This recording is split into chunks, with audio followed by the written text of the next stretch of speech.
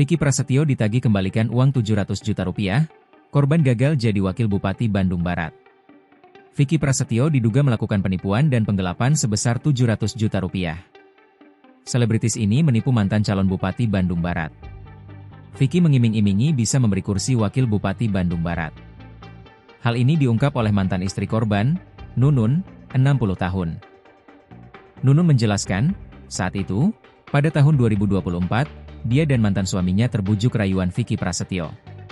Dalam konferensi pers bersama kuasa hukumnya, James Tambunan, di Jatinegara, Jakarta Timur, Senin, 16 Februari 2026, Nunun tak kuasa meneteskan air mata. Ia menyebut uang itu hingga kini belum dikembalikan. Uang itu diminta dengan janji politik.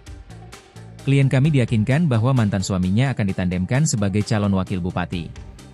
Selain itu, dijanjikan akan dikembalikan dalam waktu 3 hari, kata James, dikutip dari Tribun News. Ia menjelaskan, uang diserahkan pada Januari 2024 setelah Vicky menjanjikan suami Nunun saat itu akan digandeng sebagai calon wakil Bupati Bandung Barat. Nunun menuturkan, uang tersebut ditransfer langsung ke rekening pribadi atas nama Vicky Prasetyo. Ia mengaku terpaksa mengorbankan tabungan masa tua dan anaknya demi memenuhi permintaan tersebut. Menurut Nunun, setelah pencalonan gagal, Vicky berulang kali menjanjikan pengembalian uang.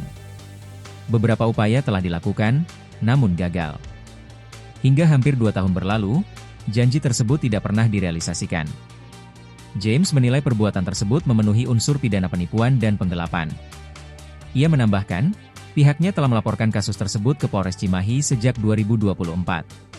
Sementara itu, Nunun berharap uang yang dipinjamkan segera dikembalikan karena berdampak besar pada kehidupan keluarganya. Download Tribun X sekarang, menghadirkan lokal menjadi Indonesia.